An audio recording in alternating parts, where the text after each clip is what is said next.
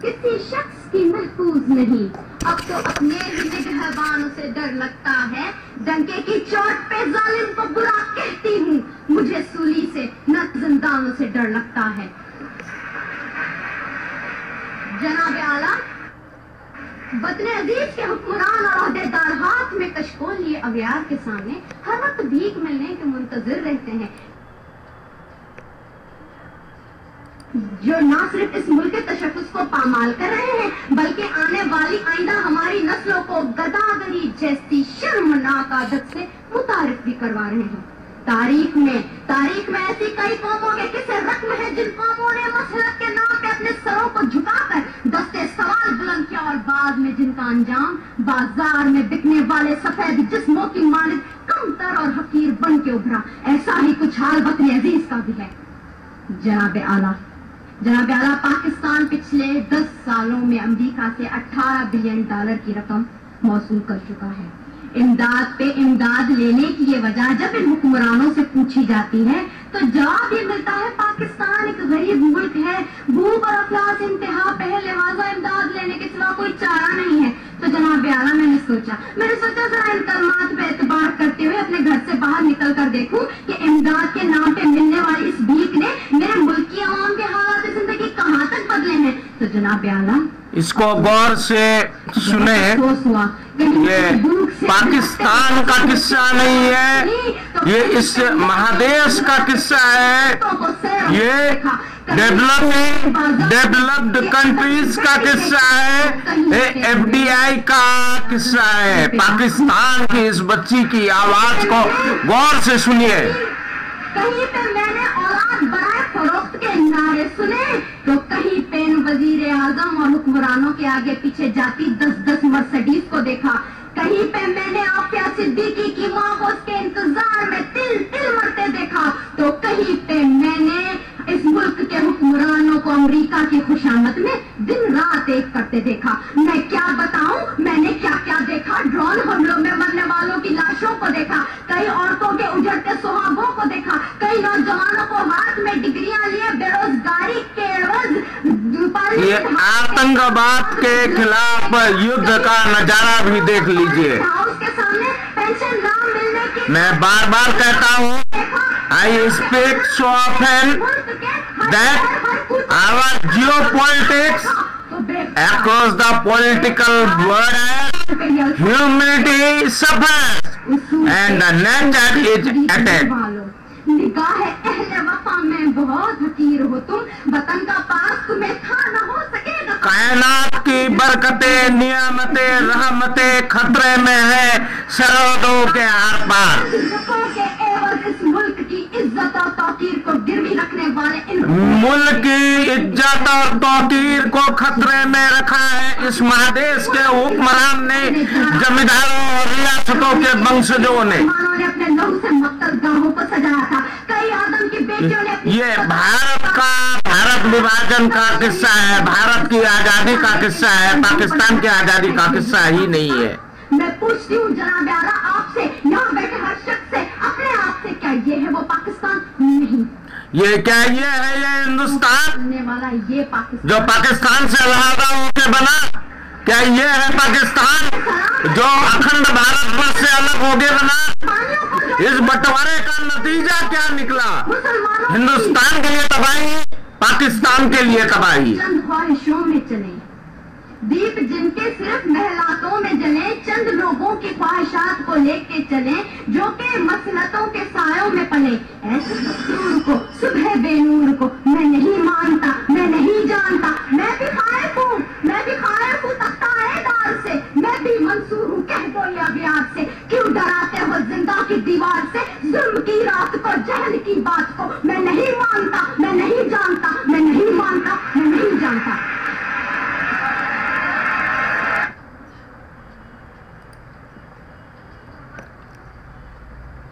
ये था पाकिस्तान का नजारा। जुल्म की रात को मैं नहीं जानता, जुल्म की सियासत को मैं नहीं जानता, नहीं पहचानता। अब ये आपका अभी हाल की जो खबर आई है आरबीआई की, इसको देख लीजिए। ये जो हमारी इकोनॉमी है, ये एफडीआई जो ये पाकिस्तान की बिटिया, जो बिटिया हमारी भी बिटिया है, वो जो कह रही थी, ये जो अमेरिकी अर्थव्यवस्था का उपनिवेश बना हुआ है पाकिस्तान, एकदम हूबहू वही किस्सा भारत का है। और ये आर्थिक कवायद, मौद्रिक कवायद, रेट कटिंग और ये पूंजी बाजार, ये अमेरिकी उपनिवेश के सिवाय कुछ नहीं है। So vigilance is always needed. Now, as far as you ask questions about when the next rate movement, etc., what we've said. अर्थव्यवस्था की एकमात्र चिंता है कि पूंजीपतियों को राहत कब मिलेगी, कब पूंजी बाजार में उछाला आएगा, कब भालुओं का खेल होगा, कब ये साड़ों को छुट्टा छोड़ दिया जाएगा, कब मुनाफा वसूली होगी। यही बंदोबस्त, यही एफडीआई राज, यही डिसइन्वेस्टमेंट, यही प्राइवेटाइजेशन भारत की अर्थव्यवस्था है। भारत की उत्पादन प्रणाली का सत्यानाश है, कायनात का सत्यानाश है, भारतीय जनता का सत्यानाश है। अब रघुरामन राजन की बात सुन लीजिए आप। We probably should see Indian market stabilize and come through. So it's not, as I've said before again, the central factor in our deliberations going forward. What's that? Tentative on the formulation going forward, because I think I've said it clearly. I'll say it once again. We are in an accommodative stance. जनता की कोई सुनवाई नहीं है, जनता की समस्याओं की कोई परवाह नहीं है। बाजार कैसे अच्छा रहेगा, यही बिजनेस फ्रेंडली गवर्नेंस है। This is the governance of fascism, यही धर्मवादी राष्ट्रवाद का राज काज है। अब मैं कोशिश करता हूं कि आपको पार्लियामेंट का नजारा भी लाइव दिखा दिया जाए।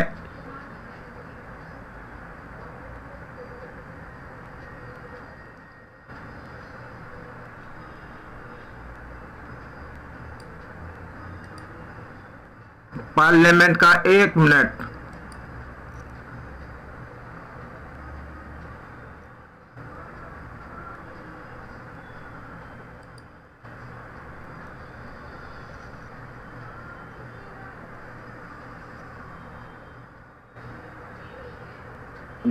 Addressed members on the intolerance debate.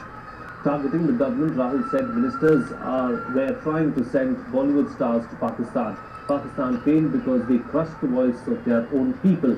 He also questioned संसद में statement that the dissent on ये जो बहस है, इस बहस में जनता के मुद्दों से कोई लेना देना नहीं है। बुनियादी मुद्दों को एड्रेस करने का कुछ नहीं। सारे कानून आम सहमति से पारित होते हैं। जैसे जीएसटी बिल का काम तमाम है, वैसे ही एफडीआई पर कोई विरोध नहीं है। पेंशन बाजार को जा रहा है, सब कुछ बाजार से लिंक हो रहा है, उससे कोई मतलब नहीं है। बेमतलब के मुद्दों को उस पर बहस की सहिष्णुता असहिष्णुता है। Our greatest strength, Madam Speaker, is our tolerance. Pakistan has failed because they did not allow the voice of their people to be heard.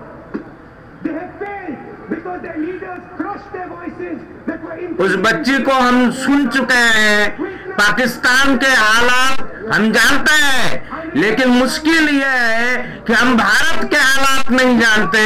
हम नहीं जानते कि कश्मीर में क्या हो रहा है, हम नहीं जानते कि मणिपुर में क्या हो रहा है, पूर्वोत्तर में क्या हो रहा है, बंगाल के दूर दराज गांवों में क्या हो रहा है, दलितों के गांवों में क्या हो रहा है, आदिवासी गांवों में क्या हो रहा है, सलमा जुलूम के तहत क्या हो रहा है, आपसा के तहत क्या हो रहा है। पाकिस्तान की खबर हम खूब रखते हैं, लेकिन हम हिंदुस्तान की खबर नहीं रखते और हम हिंदू राष्ट्र बनाना चाहते हैं। और हिंदू राष्ट्र, ऐसा हिंदू राष्ट्र जिसमें हिंदू समाज लाखों जातियों में बटा हुआ है, लाखों धड़ों में बटा हुआ है, और जहां हिंदू धर्म इतना सनातन है, दो महाबली जातियां उसे धूल चटा देती है, क्योंकि हिंदू समाज में उसका जो आधार है जाति व्यवस्था है, और जाति व्यवस्था ने हिंदू समाज को इतना खोखला कर दिया है कि उसको धर्मवादी तूफान की जरूरत होती है, उसकी सहिष्णुता असहिष्णुता में तब्दील है। के रास्ते पर बढ़ रहा है। गांव गरीब किसान झुग्गी झोपड़ी का अब इनकी दलील सुन लीजिए। की रोशनी मजबूती के साथ पहुंचे, इसके लिए काम हो रहा है, और निश्चित तौर से कुछ ऐसे लोग हैं जो कि इस तरह के विकास के कामों को हजम नहीं कर पा रहे हैं। आज ही कल वेंकैया नायडू ने कहा है, कहीं कहीं असहिष्णुता है, उसको सख्ती से दबा दिया जाएगा, और बाकी लोग इसका सिरे से खंडन कर रहे हैं।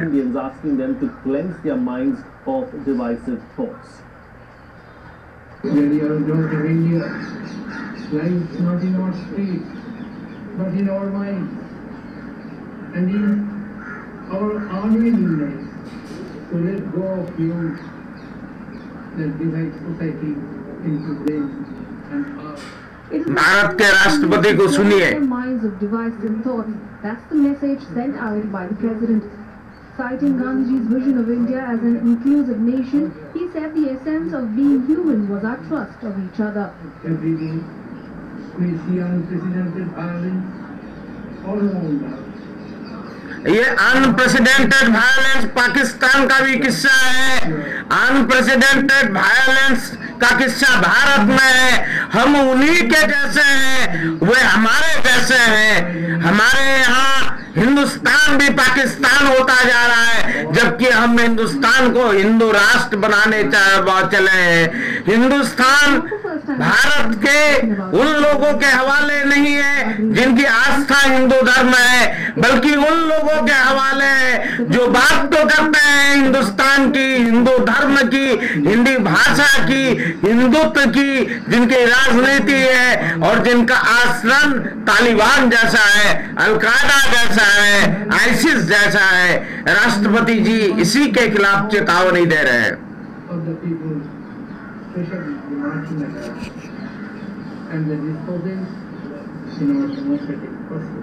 The president's reminders come in the backdrop of the parliament also debating the intolerance issue. President Mukherjee was speaking at the inauguration of the Archives and Research Center at Sabarmati Ashram. Bureau report. ये साबरमती आश्रम, इसको देख लीजिए और बापू को याद कर लीजिए। उनका क्या धर्म था और इनका क्या धर्म है। बापू के धर्म की हत्या के लिए बापू की हत्या कर दी गई, और बापू की हत्या जिस नाथुराम गोडसे ने की वो हमारे विष्णु अवतार बने हुए हैं। तो समझ लीजिए हमारा धर्म कौन सा हिंदू धर्म है। It lends to commercial banks at 6.75%. The cash reserve ratio, funds that banks need to keep by the central bank, was also held steady. ये भारत की अर्थव्यवस्था है। Governor Raghuram Raju said the bank will keep an eye on commodity prices, especially food and oil. We believe its effect on aggregate demand will... पूंजी बाजार को मजबूती देने के लिए मौद्रिक कवायद से महंगाई नहीं घटेगी, मुद्रास्फीति नहीं घटेगी। Mister Rajan, policy review in September. In all, the central bank has cut by 125 basis points this year to spur economic growth.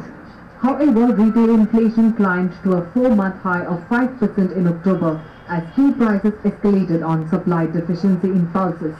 The only uncomfortable thing is they have insisted there should be control and better monitoring on food items. Basically, this is the only thing which is matter of concern. The industry found Rajan's move pragmatic but warned of upcoming fiscal and inflationary pressures after 7th Pay Commission recommendations. Basic इशारे भी फतवे हैं, rating एजेंसियों के निर्देश भी फतवे हैं। उन फतवे से मौसम नहीं बदलेगा, मौसम बदल रहा है। कायनात पर ढाए जा रहे जुल्म सितम से और ग्लोबल क्लाइमेट कॉन्फ्रेंस में शामिल होने के पाखंड से हिमालय के जख्म नहीं भरेंगे, सुंदरवन बचेगा नहीं, न बचेगा कोई समुंदर, न नदियां बचेंगी। अभी हमारे मित्रों से बात हो रही थी, हम कह रहे थे कि नेपाल के जो हालात हैं ये हमारी डिप्लोमेटिक फेल्यूर है कि नेपाल को हम चीन के हवाले कर रहे हैं और हिमालय से हम बाहर हैं। हिमालय में जो एकमात्र देश हमारा सबसे मित्र है उसको हम दुश्मन बना रहे हैं। उनका कहना था ये कम्युनिस्टों की बदमाशी है और ये वहां भारत विरोधियों की साजिश है।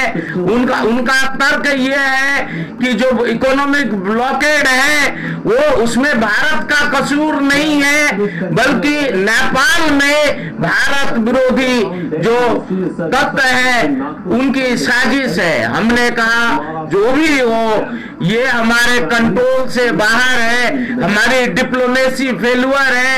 भूकंप में आरएसएस के कैडर वहां भेजे गए थे, हमारी मदद की एजेंसियां वहां नहीं थी और हमारी जो एजेंसियां वहां थी वो हिंदुत्व का एजेंडा लागू कर रही थी।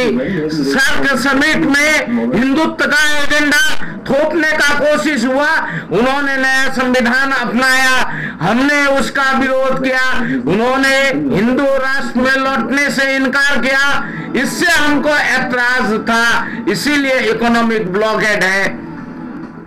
लेकिन हमारे हिंदुत्ववादी मित्रों का कहना है नेपाल की औकात क्या है, नेपाल क्या कर लेगा। हमने कहा जो जल स्रोत है वो हिमालय में है, अगर नेपाल में चीन की घुसपैठ होती है उत्तराखंड में भी होगी, हिमाचल में भी होगी, कश्मीर में भी होगी, हिमालय से हम बाहर होंगे। उन्होंने कहा कि आप गलत सोचते हैं। हमने कहा कि इराक और अफगानिस्तान की सोच लीजिए, अरब स्प्रिंग को देख लीजिए, इजराइल जो आईसिस की मदद कर रहा है, सीरिया में जो गृह युद्ध हो रहा है, तुर्की की जो मदद है, जो रूस के विमान गिराए जा रहे हैं, इजराइल की सहायता है, अमेरिका की मदद है। अमेरिका ने आईसिस पैदा किया, इजराइल ने उसको पाला पोसा, इसको समझने की जरूरत है। ये जो इमदाद है जो पाकिस्तानी बच्ची कह रही थी, पाकिस्तान अमेरिकी उपनिवेश है तो भारत भी अमेरिकी उपनिवेश है और हमको अपने हिमालय की परवाह नहीं है। हमने कहा जल स्रोत ये इसको सुन लीजिए।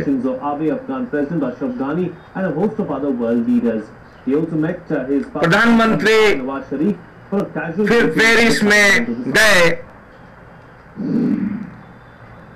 We have to ensure in the spirit of climate justice that the life of a few does not crowd out the opportunity for the many still on the initial लौट आए हैं। development ladder.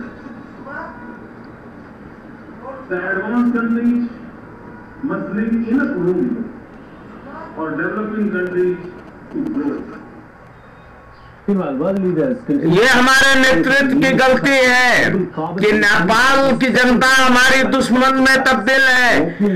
हम कह रहे थे कि हिमालय में जल स्रोत है, वो कहते हैं कि हिमालय में कितना जल स्रोत है। हमने कहा ब्रह्मपुत्र चीन से आता है और ब्रह्मपुत्र के उद्गम पर अगर नियंत्रण चीन का होता है तो ये जल स्रोत सूखेंगे। भविष्य जल युद्ध का है। जैसे सुंदरलाल बहुगुणा ने अनाज छोड़ दिया, गोमुख को उन्होंने रेगिस्तान में बदलते हुए देखा है। उन्होंने कहा ये किस्सा अलग है। कैसा किस्सा अलग है? अगर ये ब्रह्मपुत्र सूखता है तो असम सूखता है, बांग्लादेश सूखता है, म्यांमार सूखता है। अगर तिस्ता के जल स्रोत पर हमारा नियंत्रण नहीं है तो सारा उत्तर बंगाल सूखता है। उन्होंने कहा हमारे पास गंगा है।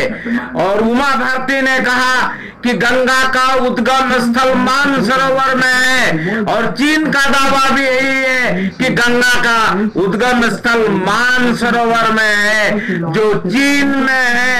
गंगोत्री गंगा का उद्गम स्थल नहीं है। तो गंगोत्री में ग्लेशियर अगर सूख रहे हैं, मानसरोवर पर अगर हमारा नियंत्रण नहीं है, हिमालय पर अगर हमारा नियंत्रण नहीं है, तो समझ लीजिए गंगा यमुना के इस मैदान में कैसा होगा। हिंदुत्व का राजकाज कैसे रहेंगे? हिंदुत्व में आस्था रखने वाले लोग कहाँ पवित्र स्नान करेंगे? हिंदू धर्म के अवलंबी हमारे धर्म का क्या होगा? हमारी आस्था का क्या होगा? सरस्वती अवलुप्त है, मोहनजोदड़ो हड़प्पा है नहीं। जो गंगा है वह खतरे में है, इसको समझिए। Than the hydrocarbon energy we use today. We need it to be not only clean but also reliable.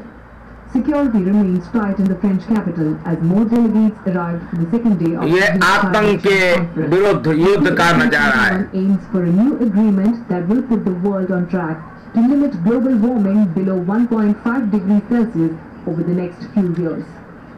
इतना पूंजी निवेश है, इतना FDI है, बहुराष्ट्रीय निगमों को खुला छूट है, बड़े बड़े बांध है, बिजली परियोजनाएं हैं, परमाणु विद्युत केंद्र हैं। और इसके बाद आप मौसम बदलने पर चिंता जाहिर कर रहे हैं।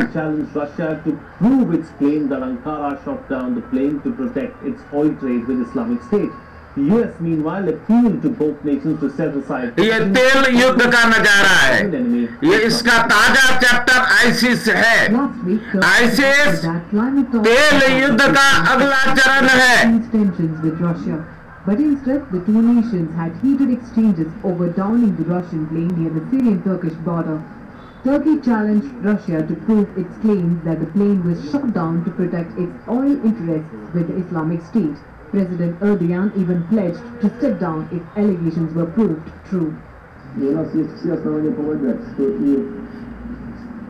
पुतिन ने बाकायदा सबूत दे दिए कि आईसिस के मददगार 40 देश है, जिसमें G20 के देश भी शामिल है। हम आपको यह सबूत दे चुके हैं कि कैसे CIA का प्रोजेक्ट रहा है, तालिबान, अल-कायदा, आईसिस, और कैसे इजराइल की मदद से आईसिस कहर बरपा रहा है। और इसके भी सबूत मौजूद है कि पेरिस में कैसे फ्रांस की सरकार ने आईसिस के स्लीपिंग सेल तैयार किए, कैसे यूरोपीय देशों में मध्य पूर्व के और अरब के तेल ठिकानों की कब्जाने की लड़ाई में आतंकवाद के संरक्षण का खेल चल रहा है। इसीलिए हमने कहा था आप बैल राजनय से बचे। अमेरिकी नागरिक 70 मारे गए पेरिस में, तो अब अमेरिका को आईसिस के खिलाफ युद्ध की याद आ रही है। तो हम उस युद्ध में भारत को उस तरह ना झोंके जैसे ब्रिटिश हुक्मरान ने भारत को विश्व युद्ध 1 और विश्व युद्ध 2 में झोंका। Turkish-Russian relations. और ये है युद्ध का नजारा। यह नजारा भारत में भी पेश आ सकता है। पाकिस्तान की उस बच्ची के कहने से ड्रोन हमले की जो गूंज सुनाई पड़ी, उस गूंज से डरिए। और ये देखिए नतीजा, विकसित देशों की मेट्रो राजधानियों में जो हो रहा है वो नजारा हमारे यहाँ भी हो सकता है। Following the Paris attacks, German Chancellor Angela Merkel agreed to honor a request from France to provide support for its military operations against the Islamic State in Syria. Germany is planning to send up to 1,200 troops to support the international. खाड़ी युद्ध से पहले का नजारा समझ लीजिए। तब खबरों की गोपनीयता कानून के तहत यह खबर छुपाई गई कि सद्दाम हुसैन के पास न परमाणु हथियार है न रासायनिक हथियार है, और जो मास वेपन्स ऑफ मास डिस्ट्रक्शन के लॉजिक पर खाड़ी युद्ध का तमाशा रचा गया। 3.5 लाख लोग इराक में इस युद्ध में मारे गए और हजारों की तादाद में अमरीकी सैनिक भी मारे गए। उस कत्लेआम का परिदृश्य इस झूठ की नींव पर बना कि इराक में मास डिस्ट्रक्शन का हथियार है। अमरीकी मीडिया को मालूम था, यूरोप के मीडिया को मालूम था, लेकिन ये सारा का सारा खेल इसलिए रचा गया कि मीडिया खामोश रहा। मीडिया अमेरिका का प्रचार तंत्र बना रहा और जिसके तहत ये पता ही नहीं चला। और आज ये जो सोशल मीडिया है इस पर भी राजकाज हावी है, इस पर भी धर्मोन्माद हावी है। आज भी सच आम जनता तक नहीं पहुंच पा रहा है। ये इतना दुखद है। इस परिवेश में हम अपने हिंदुस्तान को समझ नहीं रहे हैं, हिंदुस्तान पर मंडराते खतरे को नहीं समझ रहे हैं। हम हिंदुत्व का जाप रहे हैं, मंत्र जाप रहे हैं, गायत्री मंत्र जाग रहे हैं। वैदिकी संस्कृति के नाम पर मिथकीय धर्म का इतिहास बनाने पर तुले हुए हैं हम, और हिंदू धर्म बटा हुआ है भारत बस। जैसे 15 अगस्त 1947 से बंटवारे का जो सिलसिला जारी हुआ वह सिलसिला आज भी जारी है। नेताजी ने चाहा था आजादी, नेताजी भारत की जुबान हिंदुस्तानी चाहते थे, नेताजी फांसीवाद के खिलाफ अंतिम लड़ाई लड़ रहे थे। उन नेताजी को हमने फांसीवाद का समर्थक करार दिया। ये प्रचार तंत्र है और इस प्रचार तंत्र में मुक्त बाजार का ग्लैमर है। हमारे तमाम विद्वत जन या तो मुक्त बाजार के दल्लाल हैं या मार्केटिंग एजेंट हैं। हमारे राजनेता, हमारे सर्वोच्च नेता मार्केटिंग एजेंडा एजेंट है। हमारे जनप्रतिनिधि बहुराष्ट्रीय कंपनियों के दल्ला है, मुक्त बाजार के दल्ला है। ये जो माहौल है ये पाकिस्तान से कतई अलहदा नहीं है। हम भी पाकिस्तान के जैसे हैं। 3 दशक में अब तक ना लोगों को मुआवजा हुआ पर्याप्त, ना लोगों की चिकित्सा व्यवस्था हुई, ना इस पर रिसर्च हुआ, ना पनिशमेंट हुआ। ये भोपाल गैस त्रासदी है। हम भूल गए गुजरात नरसंहार की धूम में, सिख नरसंहार की धूम में, बाबरी विध्वंस की धूम में। हम भूल गए गुजरात भोपाल की गैस त्रासदी को। Hello, I am Sean Russell. I'm Tracy Shinshi and you're watching News Tonight.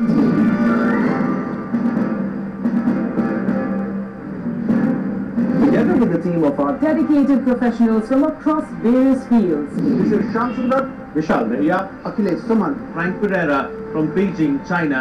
Priti Mishra for Rajya Sabha Television. ये समाचार दर्शन है। ये किसी भी टीवी चैनल पर बाजार की धूम, बाजार के विज्ञापन के अलावा जनता की कहीं सुनवाई नहीं है। मीडिया में जनता की कहीं सुनवाई नहीं है।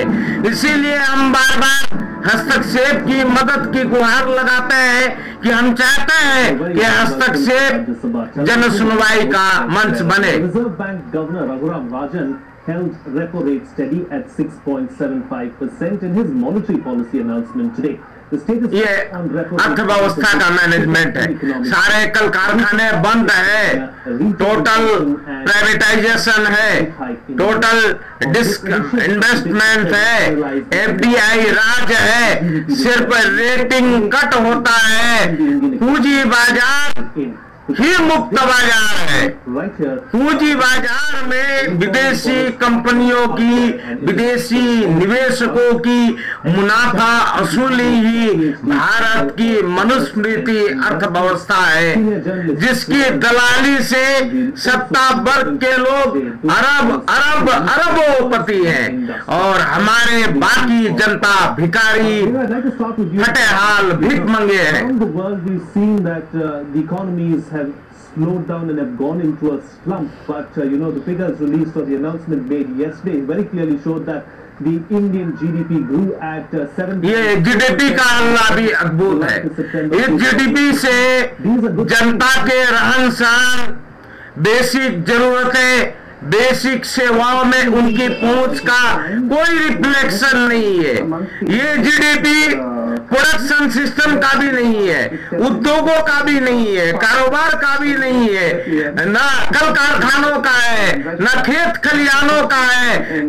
ये प्राकृतिक संसाधनों की लूट खसोट का GDP है। लूट खसोट, लूट तंत्र के विकास की गाथा और उसका आंकड़ा ये GDP है। ये वैश्विक ईसाओं का GDP है। भारत के सामाजिक यथार्थ का GDP नहीं है, जमीनी हकीकत की GDP नहीं है। Is also in real terms, it is quite significantly impacted by the GDP deflator. Now that, as we know, to convert nominal growth rates into real growth rates, you have to apply, or you have to adjust for inflation. And in this case, in the July-September quarter, मुद्रास्फीति 0 बताई जा रही थी और जनता को दाल रोटी नसीब नहीं है। सब्जियां मांगी, दूध मांगी, कपड़े मांगे, अनाज महंगा है, सब कुछ महंगा, शिक्षा मांगी, चिकित्सा मांगी और इससे बड़ा जोक क्या है कि मुद्रास्फीति दर शून्य है और मुद्रास्फीति को घटा की कवायद पूंजी बाजार को मजबूत करने की कवायद है। ये जो रिजर्व बैंक के गवर्नर है, हम पहले ही बता चुके हैं, ही इज बैंकरप्ट, वे दिवालिया है। ये दिवालियेपन की अर्थव्यवस्था है जिसमें जमींदारियों के वंशजों और रियासतों के वंशजों की माली शेयर की फिक्र है, जनता की कोई फिक्र नहीं है।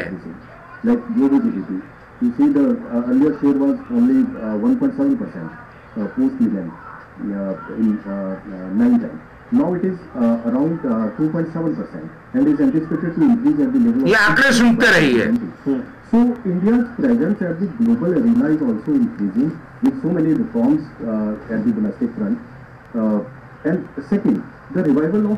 अब ये आपको थोड़ा, ये तो आपको न्यूज का नजारा हमने दिखा दिया, इकोनॉमिक रिफॉर्म्स उसका नजारा भी बता दें आपको।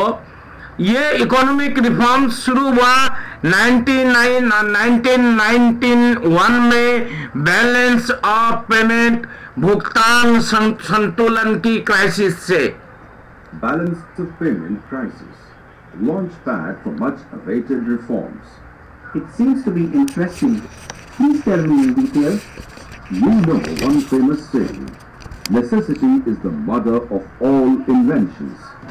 This adage is very well applicable to the creation of liberalized Indian economy. Keen to know the counters of the necessity? The necessity was to save Indian economy from one big crisis situation. ये logic सुनते रहिए इनके, enough to avoid और इसका कोई प्रतिरोध आज तक नहीं हुआ। You know, in June 1991, इसके प्रतिरोध के बजाय मंडल कमंडल का विवाद है, $1.2 billion. बैन का अरेबियन स्प्रिंग है और जाति युद्ध, जाति का गठबंधन है, जाति को मजबूत करने की प्रतियोगिता है। 13.7% in 1991 to 92, as against 6 to 7% in 1988 to 90. Current account deficit expanded to 3.2% of GDP in 1990-91. Also, the external debt was 38.7% of GDP in 1991-92. ये सारा जीडीपी का खेल है। जीडीपी बाबू अपने ब्रिंची बाबा है, जीडीपी बाबू अपने टाइटेनिक बाबा है, जीडीपी अपना मार्जिन है। जीडीपी हासिल हो गया तो जो मांगोगे सो मिलेगा, प्लास्टिक मनी हाथ में होगा, बायोमेट्रिक नागरिकता होगी और आप कबंध होंगे और आप कार्निवाल में होंगे, बाजार से आप सब कुछ खरीद सकते हैं, ई कॉमर्स है, सोशल मीडिया के मार्फत मोबाइल हर हाथ में है, 4G, 5G, 6G, पता नहीं कितने जी आएंगे, क्योंकि सत्ता में ब्रिंची बाबा जी है, टाइटेनिक जी है, FODI जी है। ये जीडीपी से शुरू हुआ आपका आर्थिक सुधार और डॉक्टर मनमोहन सिंह का अवतरण हुआ ये नरसिम्हा राव जी के कार्यकाल में। Massive economic reforms. He introduced Dr. Manmohan Singh. ये डॉक्टर मनमोहन सिंह का अवतरण हुआ। In March 2012, an economist into the cabinet as finance minister and gave the new minister his full support, allowing him to evolve and implement path-breaking economic reforms. The foreign exchange crisis forced India as an immediate reaction to approach the IMF. ये याद करें, ये जो भुगतान संतुलन create हुआ, ये राजनीतिक अस्थिरता के मध्य हुआ और ये राजनीतिक अस्थिरता का जो माहौल बना, ये इंदिरा गांधी की हत्या के बाद बना। इंदिरा गांधी याद करें भारत की सबसे मजबूत प्रधानमंत्री रही है, जिन्होंने समाजवादी मॉडल विकास का अपनाया था और ये जो आर्थिक सुधार का दौर शुरू हुआ, ये खाड़ी युद्ध के बाद शुरू हुआ।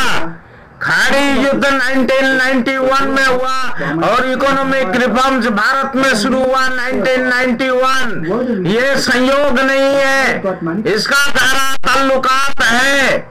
इसका खाड़ी युद्ध सिर्फ अरब और मध्य पूर्व को कब्जाने का खेल नहीं था।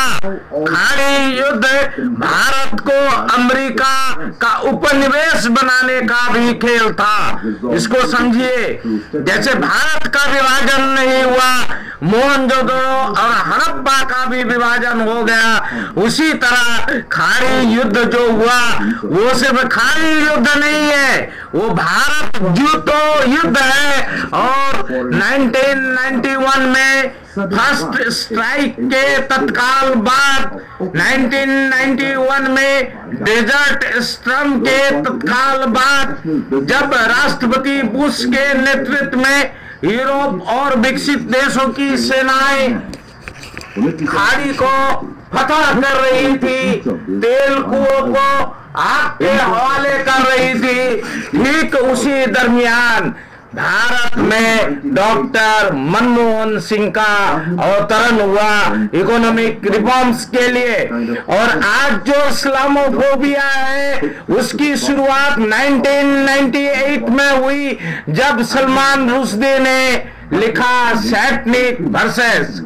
नास्तिकता कोई आज का दर्शन नहीं है। हमने पहले ही बताया है, चारवाक दर्शन वैदिकी और उपनिषद काल से भारत का दार्शनिक स्कूल रहा है और उसका धर्म से कोई टकराव नहीं रहा है और उससे कोई धार्मिक घृणा का कोई वातावरण तैयार नहीं हुआ।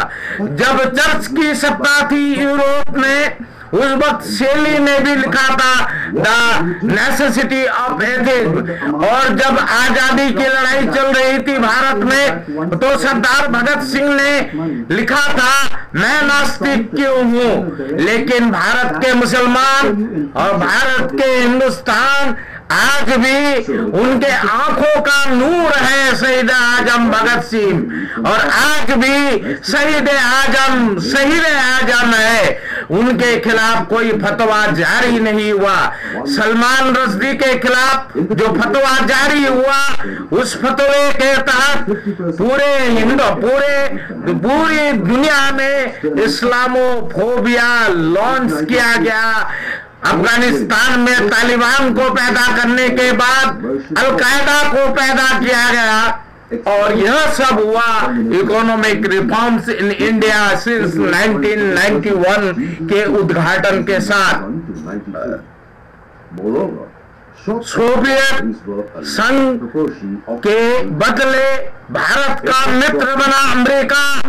सोवियत संघ मित्र था, अमेरिका को हमने प्रभु बना दिया। पाकिस्तान को इमदाद के बाद इमदाद मिलता है अमेरिका से, तो पाकिस्तान तबाह है हम जानते हैं। और भारत भी बहुत तेजी से पाकिस्तान के कहीं आगे अमेरिका का उपनिवेश बन गया है और इसकी शुरुआत हुई 1991 से, जब खाड़ी में लाइव था तेल युद्ध, जब तेल कुओं की आग में पंछियों के डैने फंसे हुए थे, जब इंसानियत जल रही थी, तबाह हो रही थी, जब इराक में 3.5 लाख लोग मना रहे थे और मध्य पूर्व की हर रात अमरीकी बम वर्षा से दिवाली मना रही थी। वो जुल्म की रात है और ये जुल्म की रात है। जुल्म की रात में कोई फर्क नहीं है, कोई फर्क नहीं है, कोई फर्क नहीं है।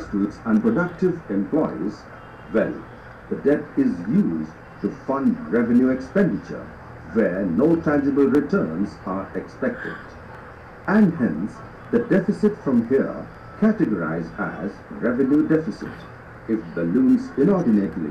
ये revenue deficit का किस्सा भी बहुत अच्छा है। टैक्सेशन का तर्क इसी के आधार पर है। राजस्व के लिए राजस्व के आधार पर विकास होता है, इसलिए टैक्स लगाया जाता है, लेकिन टैक्स कभी उन पर नहीं लगाया जाता जिनको मुनाफा वसूली होती है। जो टैक्स भुगतान कर सकते हैं उनको टैक्स हॉलीडे है, उनका टैक्स फॉरगॉन है। टैक्स उन पर लगाया जाता है जो फटे हाल है, उनको जल जंगल जमीन नागरिकता आजीविका रोजगार से बेदखल किया गया है। टैक्सेशन का सारा बोझ उन पर है और जो सामाजिक योजनाएं हैं उनका मकसद कैश लिक्विडिटी है, जिससे बाजार में कैश लिक्विडिटी बने। और ये डेफिसिट जो वित्तीय घाटा है, ये इसमें रक्षा व्यय नहीं जोड़ा जाता। तेल की खपत के कारण जो विदेशी मुद्रा का खर्च है वो जोड़ा नहीं जाता। जो सरकारी जो खर्च है राजकाज चलाने के लिए, जो मंत्रियों, नेताओं, सांसदों, विधायकों, तमाम आदरणीय लोगों की विदेश यात्राएं हैं, जो प्रधानमंत्री का दुनिया की सैर है, वो ये राजस्व घाटा में, ये भुगतान घाटा में उसका हिसाब कहीं नहीं होता। जो स्विस बैंक अकाउंट में जमा काला धन है, जो रक्षा सौदों का काला धन है, रक्षा सौदों का सिलसिला 1947 से जारी है। एको घोटाले में किसी को सजा नहीं हुई है, जैसे भोपाल गैस त्रासदी में किसी को सजा नहीं हुई है। डाउ केमिकल्स के वकील भारतीय अर्थव्यवस्था के मैनेजर हैं। तो आप समझ लीजिए कि अगर ऐसे शख्स को भारतीय अर्थव्यवस्था की जिम्मेदारी दी गई है तो उस अर्थव्यवस्था का क्या नतीजा होगा। मनमोहन सिंह वर्ल्ड बैंक से सीधे भारत में रिजर्व बैंक के गवर्नर बनाए गए और उसके बाद भारत के वित्त मंत्री। तो समझ लीजिए कि उसमें किस्सा किसका था और ये इकोनॉमिक क्राइसिस क्या था, इसको भी देख लीजिए।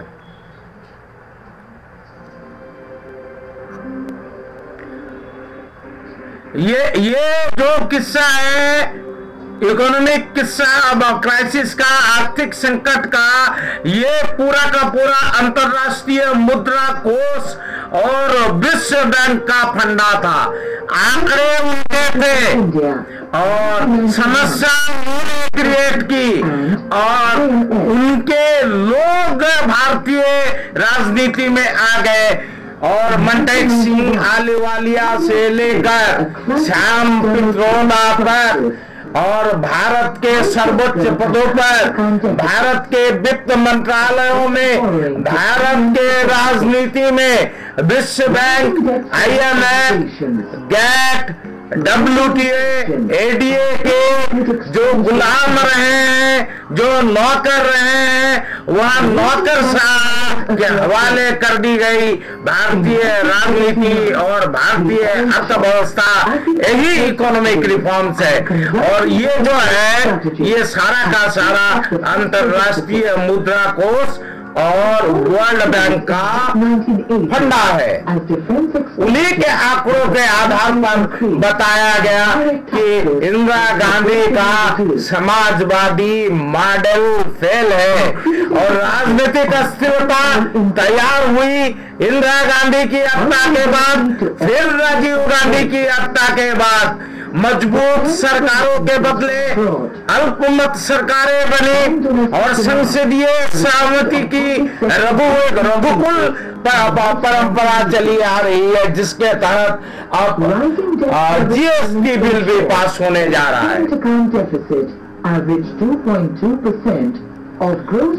इसको बहुत कायदे से समझिए। जो युवा लोग हैं जो 1990 में शायद पैदा भी ना हुए हो, उनको समझने की बहुत जरूरत है। थोड़ा पीछे मुड़कर देखे कि ये खेल फर्रुखाबादी शुरू कैसे हुआ। Foreign investment at 0.1% of GDP during 1985 to 1990 was negligible. During 1980 to 1985, nearly half of external financing needs were met by external assistance. By the mid-1980s, aid weariness forced the government to rely more on commercial borrowing. Soft loans declined in proportion from 89% in 1980 to 35% in 1990. Thus, external debt, with a large proportion of short-term debt, started dominating the balance sheet, peaking at 38.7% of GDP in 1991 to 1992, with a debt-export ratio at 563%.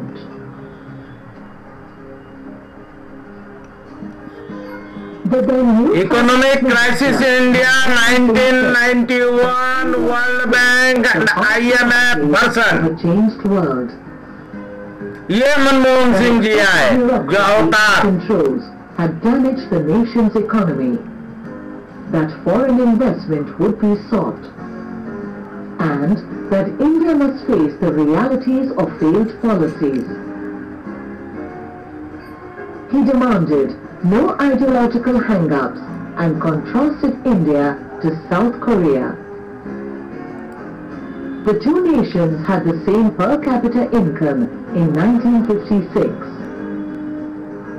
अब भारत की तुलना Greece से भी कीजिए, पाकिस्तान के साथ तो करे ही। ग्रीस में जो हुआ, total privatisation, total FDI, total disinvestment, वो ताजा बकाया है। ये जो बकाया वर्ल्ड बैंक और IMF का वर्षन है, ये इकोनॉमिक क्राइसिस इन इंडिया 1991 का है। By the end of 1990, when reserves could cover only 3 weeks of imports, India negotiated $1.8 billion under the Compensatory and Contingency Financing Facility, or CCFF, and the first tranche of a standby arrangement. The CCFF, an emergency measure, imposed little conditionality, but the government took harsh steps to suppress imports. The IMF was approached to underwrite the reforms. Under the CCFF agreement, India had already withdrawn $221 million in July 1991 and $637 million in September 1991. Since stabilization measures would take time to rebuild reserves, the RBI estimated $3 billion was needed to complete reforms without undue disruption. Bharat का भविष्य जिनके हाथों में है, वो इस इतिहास को देखें, बहुत कायदे से देखें, जिनका जन्म 1991 के बाद हुआ, या जो 1991 के बाद नाबालिग थे और अर्थव्यवस्था से जिनको कोई मतलब नहीं था, वो सरकारी प्रचार के बदले ये जो विकास कथा, हरी कथा अनंत है, विकास दर है, GDP कथा है, ये जो डिजिटल इंडिया की बहार है, इसकी जहरीली माहौल को समझने के लिए जो मृत्यु पताका यह देश बना हुआ है, उसको समझने के लिए 1991 को पहुंचे, उसको समझे और 80 के दशक को भी समझे कि राजनीतिक अस्थिरता कैसे पैदा हुई, किस तरह IMF और विश्व बैंक ने और फिर अमेरिका ने इस भारत को, भारत के प्राकृतिक संसाधनों को, भारत की जनता को अपने खूनी शिकंजे में ले लिया। That it would be the biggest loan the IMF had ever made to India, and that it would hinge on a set of conditions. Demanding that India reduce its budget deficit. Bharat में वित्तीय घाटा निपटाने के लिए, भुगतान संतुलन निपटाने के लिए अंतरराष्ट्रीय मुद्रा कोष से कर्ज लिया गया और उस कर्ज की शर्तों के मुताबिक शुरू हुए सुधार, आर्थिक सुधार, जिसके लिए संसद का संसदीय सत्र में तमाशा और नौटंकी जारी है। The second option, seeking private funds, was also unrealistic. A third strategy was to pawn gold.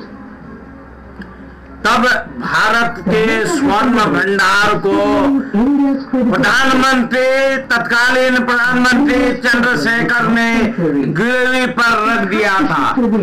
Chandrashekhar के प्रधानमंत्री बनने की एकमात्र उपलब्धि यही रही कि भारत को अपना स्वर्ण भंडार गिरवी पर रखना पड़ा, क्योंकि IMF की शर्तें बहुत कड़ी थी, जो हमें अब बहुत मधुर हनीमून लग रही है।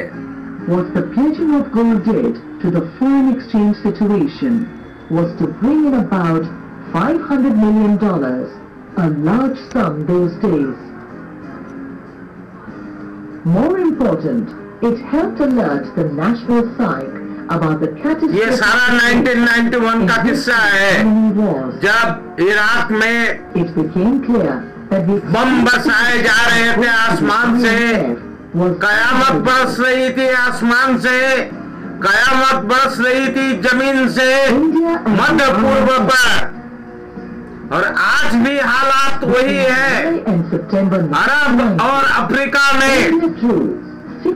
आज भी आतंक के खिलाफ युद्ध है, और भारत भी आतंक के खिलाफ युद्ध में पार्टनर है, और भारत आतंक के विरुद्ध युद्ध का उपनिवेश है। भारत आतंक के विरुद्ध युद्ध का उपनिवेश है। इमदाद पर इमदाद पाकिस्तान का यथार्थ है, तो भारत का वास्तव भी उससे अलग नहीं है। An emergency measure imposed little conditionality, but the government took harsh steps to suppress imports. The IMF was approached to underwrite the reforms. Under the CCFF agreement, India had already withdrawn $221 million in July 1991 and $637 million in September 1991. Since stabilization measures would take time to rebuild reserves, the RBI estimated $3 billion was needed to undertake reforms without undue disruption. India's letter of intent of August 1991 outlined its own proposals for policy reform. ये थोड़ा सा अब ये इसका थोड़ा round up कर दिया जाए, ये लंबा हो गया, मैंने आपको याद दिलाने के लिए इसको दिखाया। अब जो वो है इसका जो पूरा किस्सा है कि इकोनॉमिक रिफॉर्म्स और ग्लोबलाइजेशन का क्या फंडा है, इसको थोड़ा सा देखा जाए। मानव शरीर में जो शक्ति है, ऊर्जा है, कितनी अद्भुत है, तो क्यों ना उस शक्ति का इस्तेमाल करके बिजली बनाई जाए। Chapter 7 Economic Reforms in India. Unit 3 Globalization. There are various imported items including textiles, electronics, soft drinks, etc. available in India. This is possible only because of globalization. An economic reform that not only allowed foreign companies to reach out to us but also ensured India to spread its foot world over. In today's world, globalization is the key for any economy to grow and ये globalization का तर्क है। important topic for us to understand. Before proceeding to read through this unit, one must have a good knowledge about Indian economy and must have also read through and understood the prior units.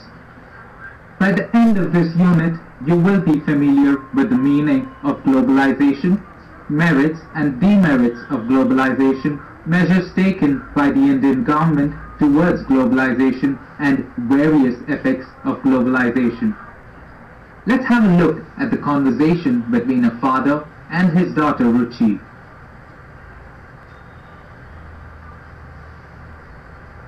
What is globalization? I heard this word on TV, Dad. Ruchi, you're wearing a branded watch. Where did you buy it from?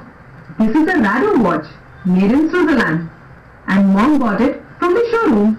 Oh, so did Mom have to go to Switzerland to buy it? No, Dad. This brand is available in our city in so many malls. There you get it. This is what globalization leads to. Globalization connects the world. So we can say that globalization is the opening up of economies and societies to the movement of goods, services, people and information across national boundaries. Although India was introduced to the concept of globalization in 1980s, it got the real thrust from the new economic policy of 1991, and it was further pushed forward by the coming up of the World Trade Organization.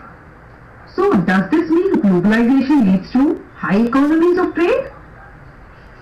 Yes, of course, and also leads to higher levels of integration in financial markets, increased awareness and spread of knowledge worldwide, high mobility of factors of production, unrestricted flow of technology, high levels of interaction among national economic systems, cost-efficient manufacturing across the globe. As a result of globalization, efforts taken by India, we find all types of goods available here like Lee Cooper shoes, Reebok t-shirts, Ray-Ban sunglasses, etc. Let's quickly summarize all that we have learned about globalization. A new thrust on international business has emerged recently, although business transcending national boundaries has always been there in the past. Of late, there has been a growing realization among countries of the significance of economics, of markets and international competition. Globalization implies free movement of goods and services and people across the countries. There are many international organizations which have facilitated the process of globalization. Chief among them are the IMF, the IBRD and the WTO. ये बहुत महत्वपूर्ण है। अरुण जेटली ने जो taxation के बारे में, economic reforms के बारे में कहा। Very much for joining us. If I could ask you to take your seats. People sitting in back, please feel free to. That last table marked reserved really is not, so please feel free to move up. It's my pleasure as president of the Peterson Institute for International Economics to welcome you and all our friends watching online. Investors may get option to exit companies in improper use of IPO money. Regulators also removed hurdles for listing of stock exchange. It is the lead story in economics times today. Companies will have to provide an exit option to shareholders if the money released through a public issue is not utilized for the reason stated in the offer document. The Securities and Exchange Board of India said after a board meeting on Monday. The market regulator also removed hurdles for listing of stock exchanges, allowed interoperability between multiple clearing corporations, permitted an electronic platform for primary debt insurance. ये जो है सेबी के हवाले करके पूंजी बाजार को मजबूत करना और निवेशकों को कभी भी पूंजी डालने और निकालने की छूट देना और भारत के नागरिकों की जेब पूंजी से लिंक करना, इसको यही भारत की अर्थव्यवस्था है और इसी के आधार पर GDP growth accelerates to 7.4% in सितंबर क्वार्टर।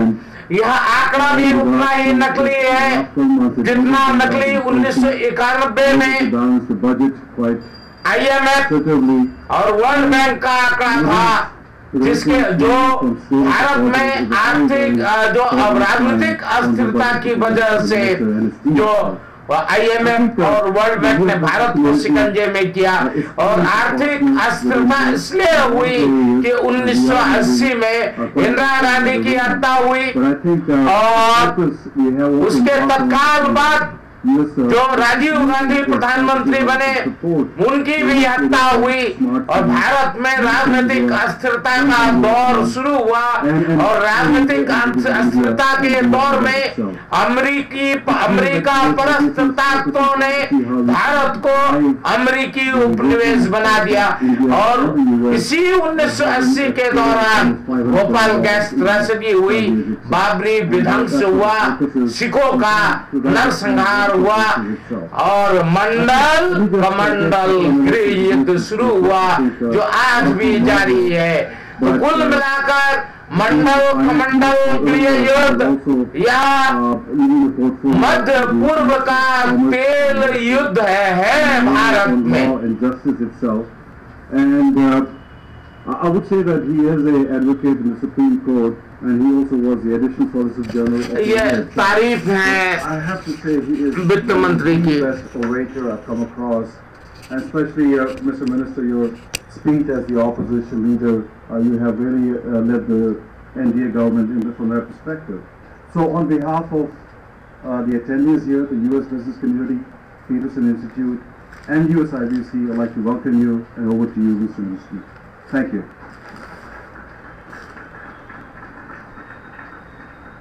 अब ये टैक्सेशन पर क्या बोलते हैं और टैक्सेशन में बदलाव का उनका जेटली जी का हमारे भारत के वित्त मंत्री का क्या विजन है, इसको समझ लीजिए।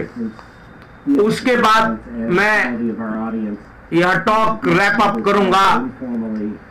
एक और महान हस्ती भारत में नोबेल लॉरेटिया कैलाश सत्यार्थी के पांचजन्य को दिए गए इंटरव्यू के साथ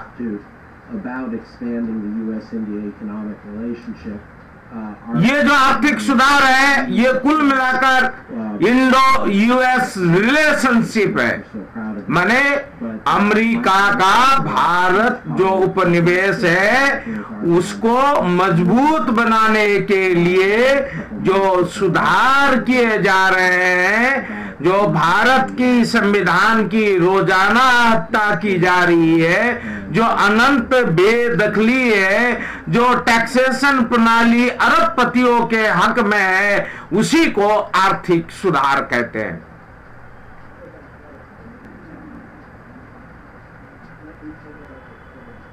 आओ लाला, कहाँ हो लाला? Thank you very much, Anand, for your very gracious invitation to the Peterson Institute. Indeed, an institution of great repute and credibility, and one of our dreams is establishing think tanks in India, a process which is just about started in India, would be to have a large number of similar institutions that have been the size of the country. And also thank you very much for sharing Arvind Subramanian for us. For what he's been doing, he's been of great value as far as the Ministry of Finance is concerned and the Government of India is concerned. You've asked me to speak on the tax vision, a subject which has certainly been surrounded by a lot of questions in the Indian context. But then before I speak on this, just a brief comment on what else has been happening in India. We are now in April 2015. And if a year ago, in March or April 2014, or slightly before that, anyone from India would have come here and spoken in terms of a large number of factors. Well, from a double-digit inflation, we'll be able to be down to less than 5% inflation. We are looking at 2 years from now, our fiscal deficit to be below 3%. Our current account deficit this year may be below 1%. Our growth rate from a disappointing figure, suddenly we move up 7.5% last year, targeting about 8% this year. And this has given us the confidence to aspire in terms of a double-digit growth. Now, exactly a year ago, this would have appeared to be a lot of an empty boat, something not reasonably possible. And with a decisive change that took place in India, I think one important aspect of that decisiveness was that after 30 years we had Lok Sabha में असहिष्णुता पर गर्मा गर्म बहस हो रही है, लेकिन आर्थिक सुधारों पर 1991 साल से लेकर अब तक कोई बहस नहीं हुई है। जाति और धर्म के नाम पर जो चुने जाते हैं, कोटा और रिजर्वेशन से जो चुने जाते हैं, जो दलितों के एमपी होते हैं, जो अति दलितों के एमपी होते हैं, जो पिछड़ों के एमपी होते हैं, जो अति पिछड़ों के एमपी होते हैं, जो मुसलमानों, सिखों, अल्पसंख्यकों के एमपी होते हैं, जो बुद्धिस्ट और ईसाई एमपी होते हैं, वो सारे जाति और धर्म के नाम पर चुने जाते हैं और पार्लियामेंट में अपनी अपनी पार्टी के व्हीप के हो जाते हैं। पार्टियां डिसाइड करती हैं कि आम सहमति से सुधार पास कर दिए जाए, कोई सवाल नहीं पूछता है, कोई नए कानून के मसविदे को पढ़ता नहीं है, संविधान संशोधन के मसविदे को भी वो लोग जानते नहीं है, पढ़ते नहीं है, समझते नहीं है और सवाल कोई नहीं करता है। सब अपने अपने भत्ते, अपने अपने वेतन और जिनको कमीशन मिल रहा है, जिनको फंडिंग मिल रही है, जिनको जैसा पोस्टों मिल रहा है, उसका हिसाब किताब जोड़ने में हमारी नुमाइंदगी कर रहे हैं। और इसीलिए जेटली साहब का यह प्रवचन आप सुन लीजिए, पार्लियामेंट में आपको सुनने को नहीं मिलेगा।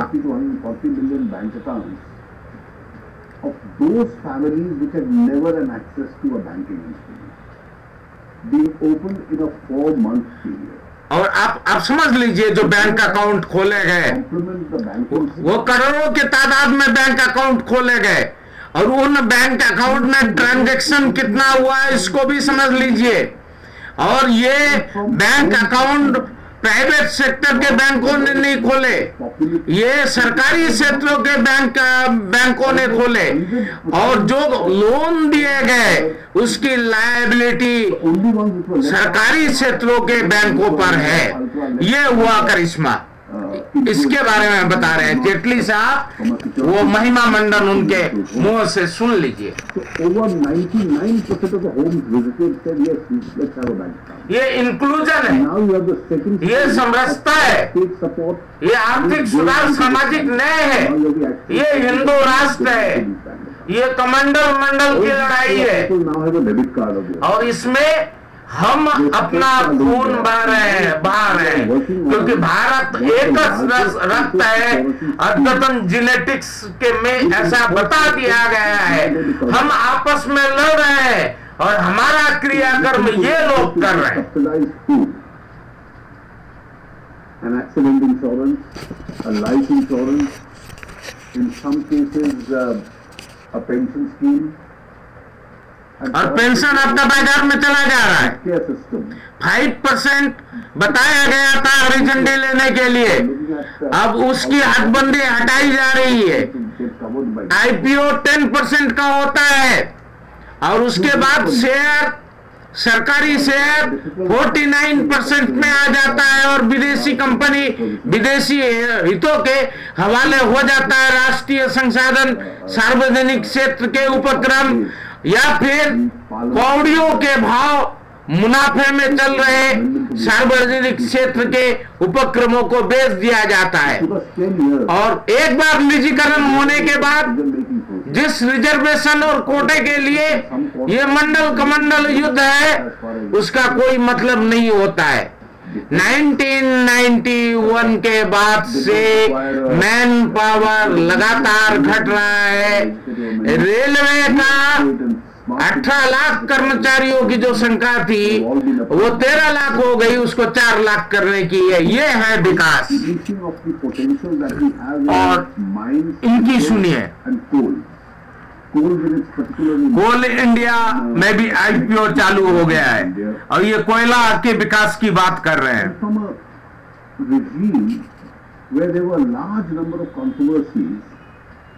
We've all been able to do it smoothly without a single allegation or a charge of any form being raised. Allegation और चार्ज संसद के बाहर लगाए जाते हैं, संसद में कोई बहस नहीं होती और वहां आम सहमति से सुधार के कार्यक्रम लागू हो रहे हैं। सड़कों पर प्रतिरोध भी नहीं है। ग्लोबीकरण, निजीकरण, उदारीकरण के खिलाफ 1991 से कहीं कोई आंदोलन नहीं है। सारे पदातिक लापता है, सारे जुलूस लापता है। यह देश अब कबंधों का कार्निवाल है।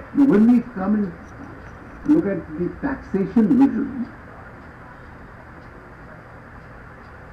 Our government has clearly stated, and I have repeated it several times, that we are not a high tax government.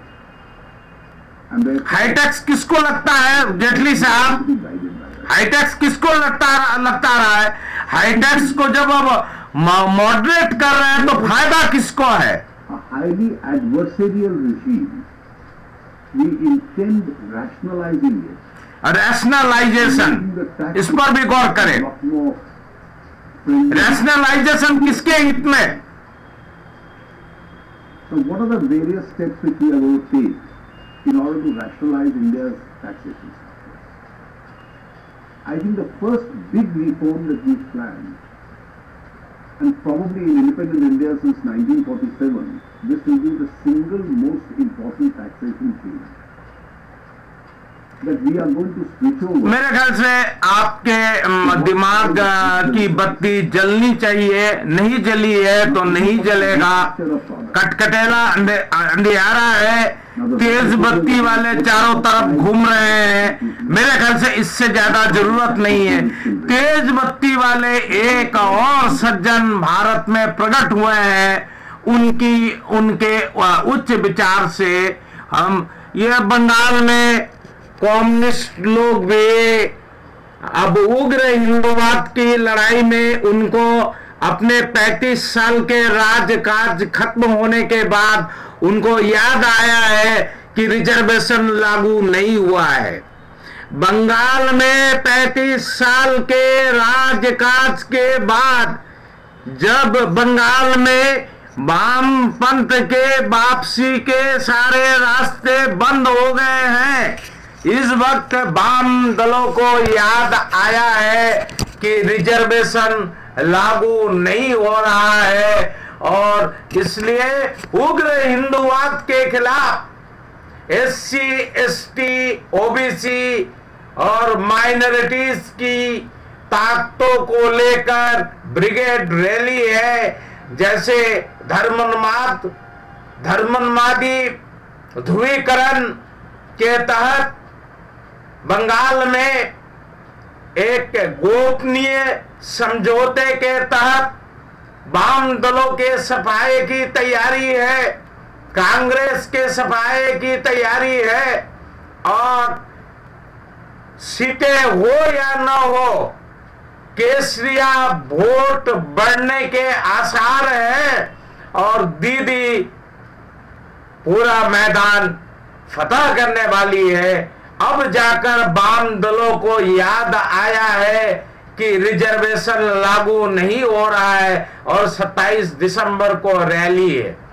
यह है वैदिकी संस्कृति का सिलसिला और वैदिकी अश्वमेध, जिसके बारे में हमने नए लोगों को खास तौर पे हम संबोधित कर रहे हैं, हम छात्रों और युवाओं को संबोधित कर रहे हैं, हम महिलाओं को, सरकारी कर्मचारियों को, मेहनत कशों को, आदिवासियों को, बहुजनों को संबोधित कर रहे हैं। ये सारा तंत्र मंत्र यंत्र, ये कमंडल, ये आपका मंडल, ये सारा मुक्त बाजार का तेल युद्ध है जो 1991 में जैसे शुरू हुआ इराक में और जैसे शुरू हुआ मध्य पूर्व में, वैसे ही भारत में शुरू हुआ। अब इसको मैं सीधे खत्म करने जा रहा हूं। पांचजन्य में नोबेल लॉरेट लारिटवा, पांचजन्य में नोबेल लारिटवा का इंटरव्यू बाची लेट तो रामचरित मानस का कही वेद ऊद सब भूली जाई। पांचजन्य में नोबेल लारिटवा का इंटरव्यू बाची लेब तो रामचरित मानस का कही वेद ऊद सब भूली जाई। सबसे पहले हमारे मेले में बिछड़वाला बानी सगा भाई अभिषेक ने इसे ससुर जनपद पर हगदीस तो हमऊ चित्रादिल का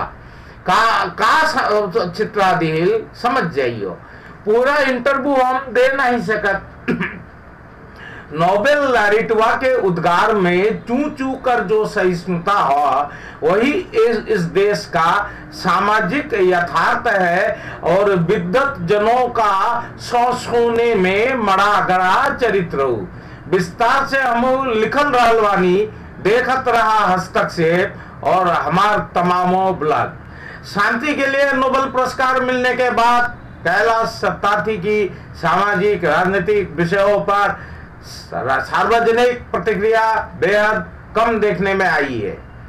शांति के लिए नोबेल पुरस्कार मिलने के बाद बंधुआ मजदूरी से बचपन को मुक्त करने के दावे के एवज में शांति के लिए नोबेल पुरस्कार मिलने के बाद कैलाश सत्यार्थी की सामाजिक राजनीतिक विषयों पर सार्वजनिक प्रतिक्रिया बेहद कम देखने में आई है। इधर बीच उन्होंने हालांकि राष्ट्रीय स्वयंसेवक संघ के मुखपत्र पांचजन्य को एक लंबा साक्षात्कार दिया है जो 9 नवंबर को वहां प्रकाशित हुआ है।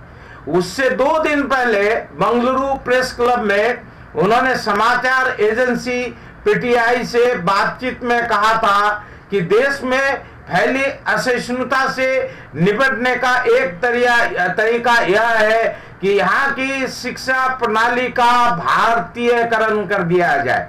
पांचजन्य में साक्षात्कार से 2 दिन पहले नोबेल लॉरेटवा कैलाश सत्यार्थी ने समाचार एजेंसी पीटीआई से बातचीत में कहा था कि देश में फैली असहिष्णुता से निपटने का एक तरीका यह है कि यहाँ की शिक्षा प्रणाली का भारतीयकरण कर दिया जाए।